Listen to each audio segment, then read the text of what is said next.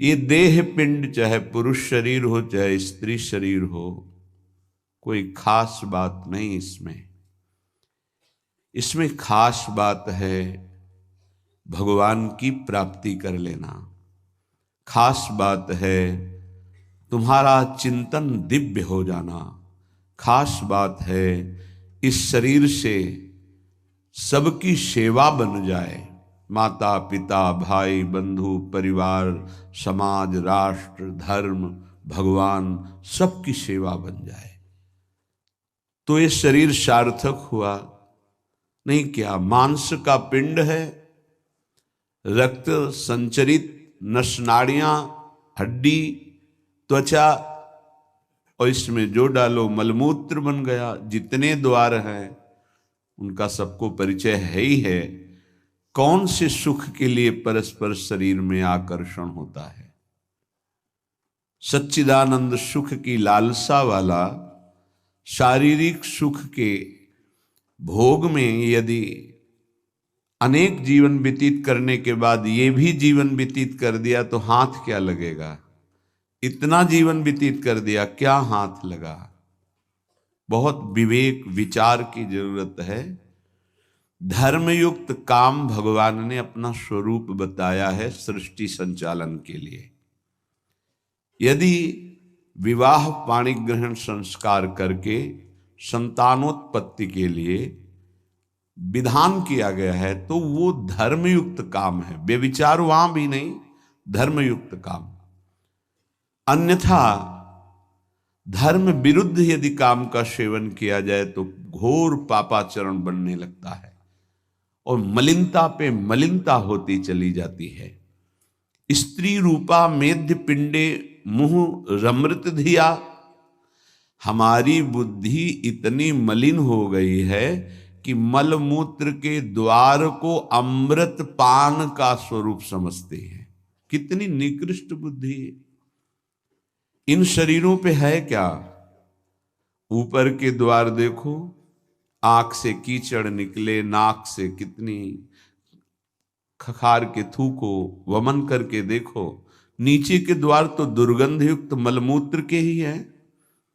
किन भोगों में तुम अमृत पान करना चाहते हो? स्त्री रूपा मेध्य पिंडे मुहुः रमृत धिया नित्य लोलुभ्यमानम। नित्य तुम लुभायमान हो रहे हो कि अगर ये शरीर भोगने को मिल जाए, ये शरीर मिल जाए तो हमारा जीवन धन्य हो जाए। नित्य लोलुभ्यमानम है क्या?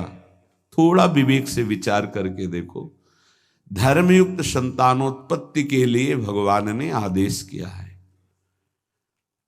मनमुखी चाल चल करके मनोरंजन करने के लिए ये नहीं बना हुआ है। फंसते चले जाओगे।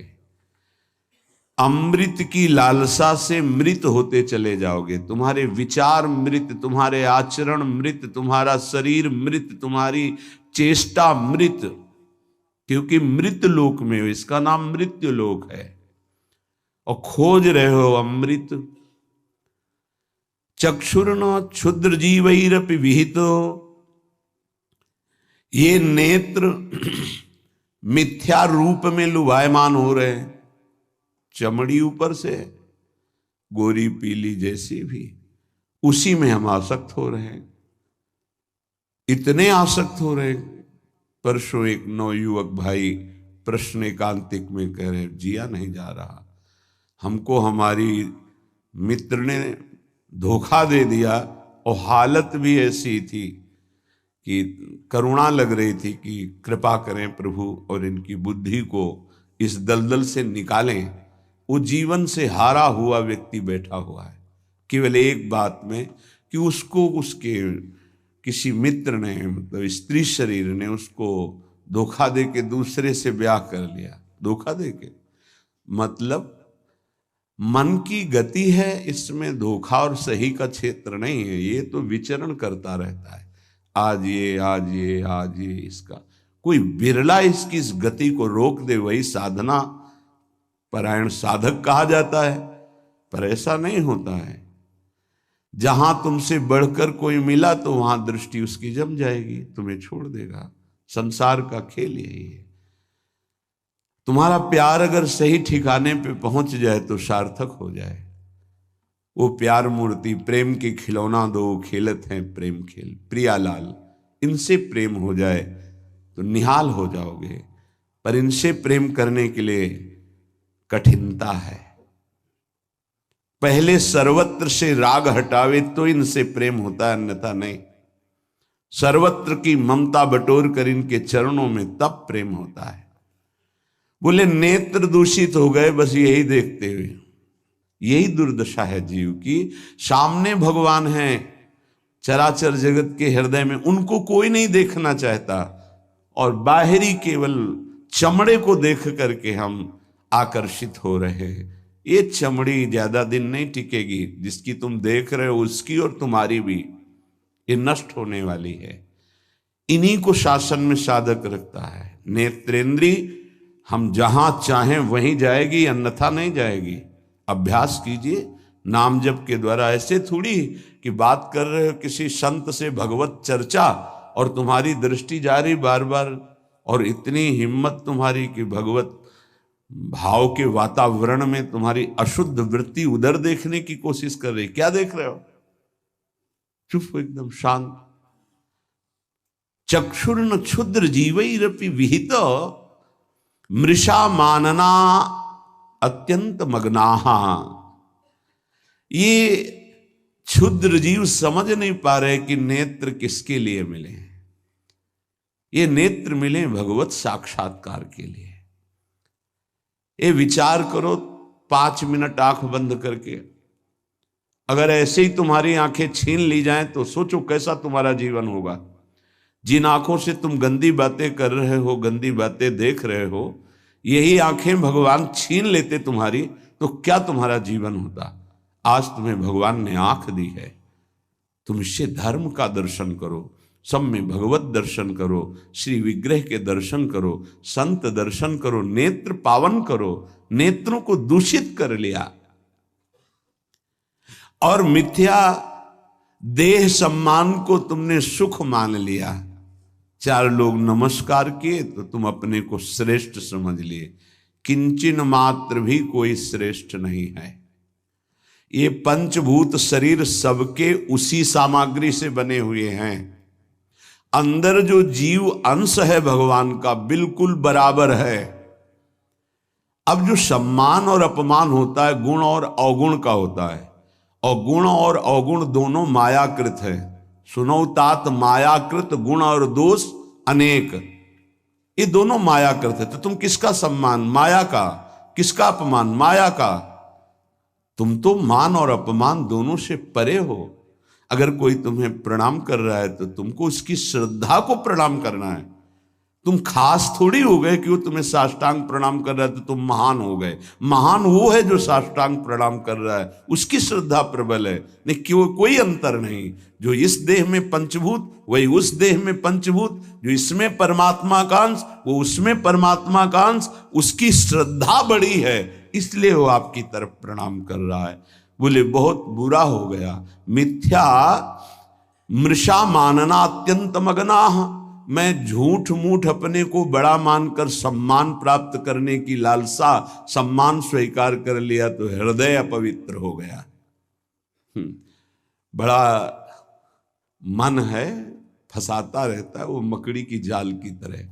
फंसने वाला नहीं जानता है। संत सदगुरुदेव शास्त्र इनके सूत्रों को जब स्वीकार करे तो पता चलता है मैं फंस रहा हूं या मुक्त हो रहा हूं।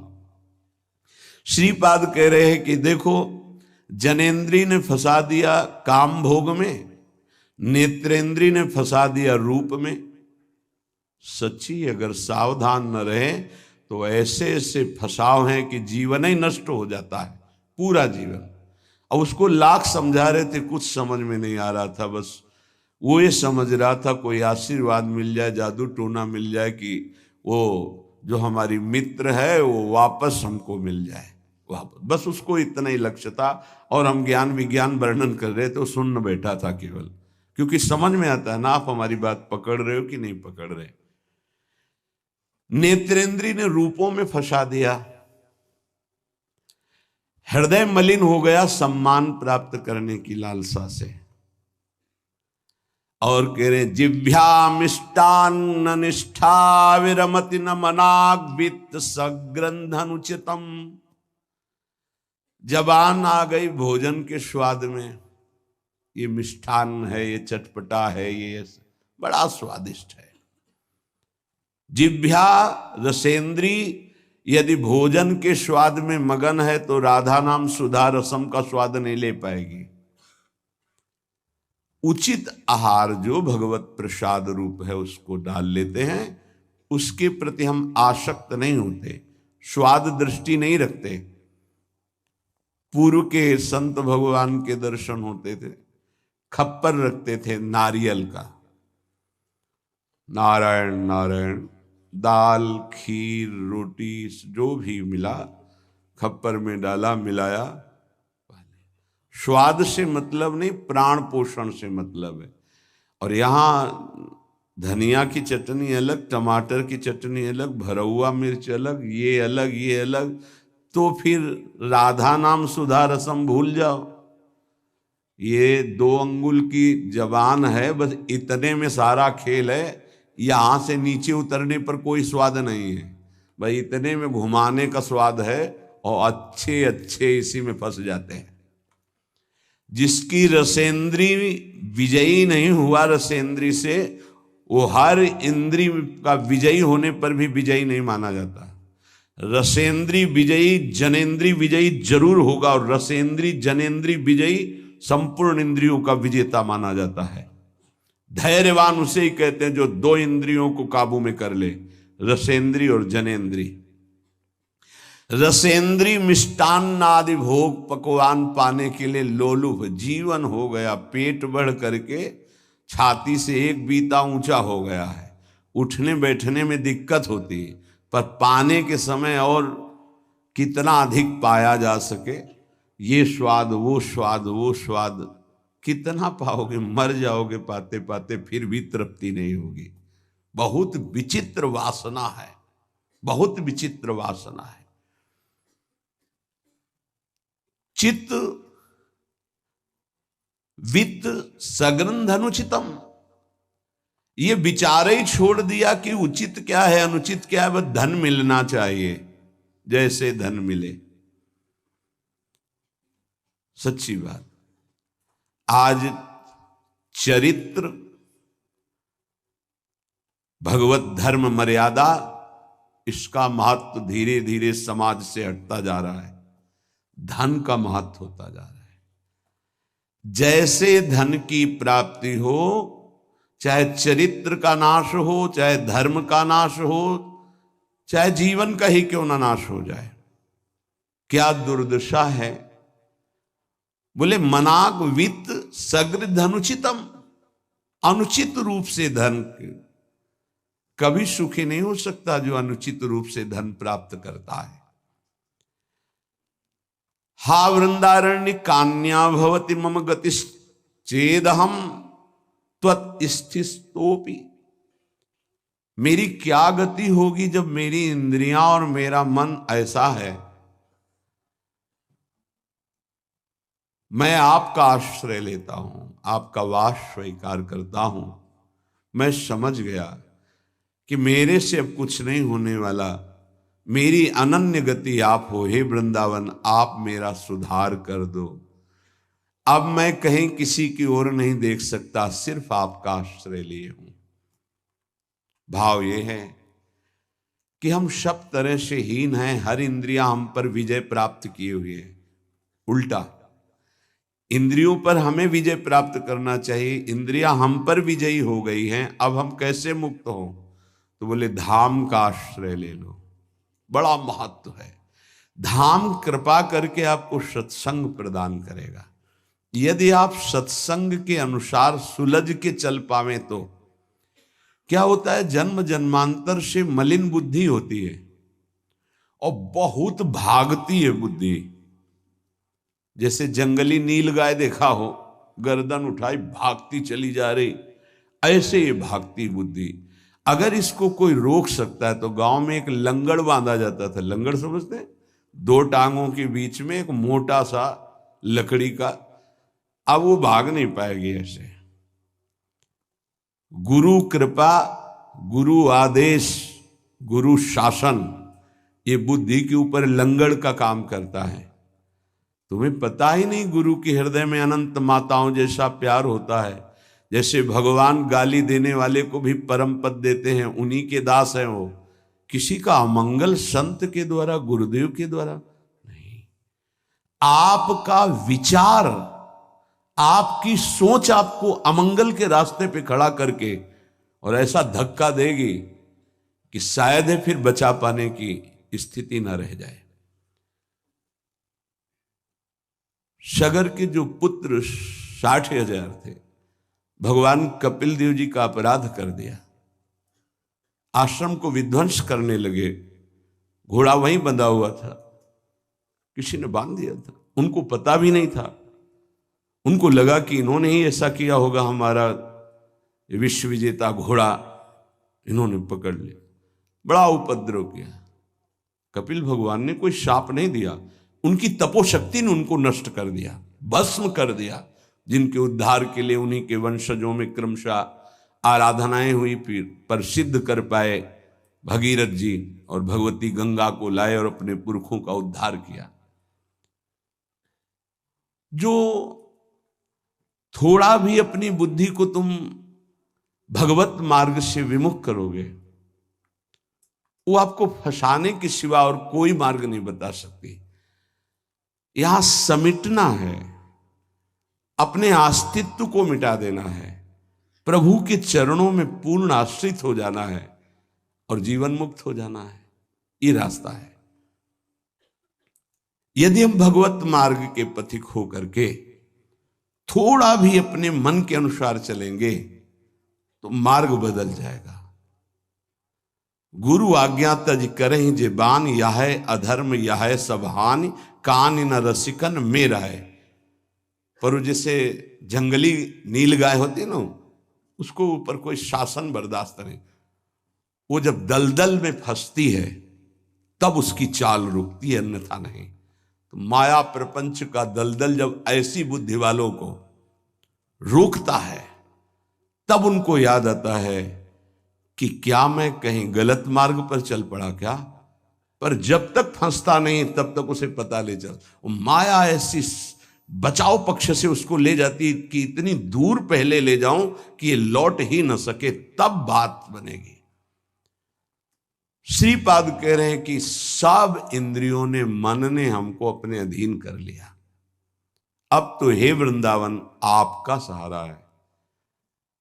बनाया हुआ सिद्धांत है, रही मन देखी बड़न को, लघु न दीजिए डारी, जहां काम आवे सुई, कहा करे तरवारी। और सिद्धांत उन्हीं का बनाया हुआ है। अगर गुरु चरणों में लघुता आ गई तो विश्व ब्रह्मांड में महत्ता स्पर्श ही नहीं कर सकती तुम्हारा। ये हमारी बुद्धि, ये हमारा मन ऐसा सोचता है कि शॉर्टकट से चले धनी बन जाए, शॉर्टकट से चले परम पद मिल जाए, शॉर्टकट से चले बहुत उत्तम सम्माननीय बन जाए। है बहुत शॉर्टकट है। सर्वस्व त्याग और एकमात्र प्रभु का आश्रय। अभी जो चाहो बन जाओगे, पर सर्वस्व त्याग। आज तक जितने भी महापुरुष हुए हैं सर्वस्व त्याग से। सर्वस्व त्याग का स्वरूप किसी के नामे कर देना सब प्रॉपर्टी नहीं, अपना अस्तित्व मिटा देना। अम्बरीश जी चक्रवर्ती सम्राट हैं पर अपना अस्तित्व नहीं है, तो क्या हुआ? सुदर्शन चक्र उनकी रक्षा में है और भगवान दुर्वासा जी को द्विज कहते हैं और अम्बरीश जी को भक्त कहते हैं। अहम भक्त पराधीनो अस्वतंत्र इव द्विज। तो मैंने वृंदावन का आश्रय लिया, अब वृंदावन संभालेगा। तो वृंदावन किस रूप में संभालता है? संत रसिक सदगुरुदेव के रूप में संभालता है। यदि हम ना उनकी आज्ञा का पालन करें, अवहेलना करें, तो बड़े कृपालु हृदय के होते हैं जो संत हैं। संत सरल चित जगत हित जानि स्वभाव स्नेह। तुम क्या जान पाओगे कि हृदय में तुम्हारे ही प्रति कितना दुलार है। सांप को चाहे जितनी प्रार्थना करो, आरती उतारो, दंडवत प्रणाम कर लो, कह दो सीधे चलो, तो कभी नहीं चलेगा वो। उसकी चाल ही टेढ़ी होती सांप की तरह। ऐसे जो कुटिल बुद्धि के होते हैं, हाथ जोड़ो, पैर छुओ, दुलार करो, गले लगाओ, जीवन दे दो, लेकिन वो सांप की तरह ही कुटिल बुद्धि से चलेंगे। उनका जो विषैला स्वभाव है वो उनकी आध्यात्मिक शक्ति का नाश करता है। उनको लगता है मैं बहुत बड़ा अध्यात्म कर रहा हूं। अध्यात्म कहां से होता है? गुरु आज्ञा से होता है। अध्यात्म कहां से होता है? गुरु मंत्र के निरंतर सुमिरन से होता है। अध्यात्म जिसके अंदर है तो त्रिभुवन का संपूर्ण वैभव उसको मृत तुल्य लगता है। मृत तुल्य, न पारमेष्ठ्यम न महेंद्र दिष्ण्यम। आपको लगेगा भरण पोषण कैसे होगा? तो भगवान, उनके वचन यही भक्त का आश्रय होते हैं। भगवान ने कहा अनन्यश्चिंत्यन्तो माम, तुम्हारी एक ही जिम्मेवारी है, तुम केवल मेरा अनन्य चिंतन करो। और जो अनन्य चिंतन करता है, ये जनाः पर्युपासते, जो ऐसी उपासना करता है अनन्य चिंतन से, तो योगक्षेमम वहाम्यहम, मैं उसके योगक्षेम का वहन करता हूं। अप्राप्ति की प्राप्ति और प्राप्ति की रक्षा ये मैं करता हूं। शुद्ध परमार्थ को जान लो, जीवन मुक्त हो जाओ, फंसने में देर नहीं लगती। ये मन कभी भी कहीं भी कैसे भी आचरणों में फंसा सकता है।